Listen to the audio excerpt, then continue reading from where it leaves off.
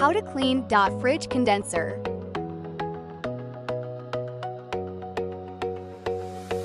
1. Clean the condenser cover by using vacuum or brush.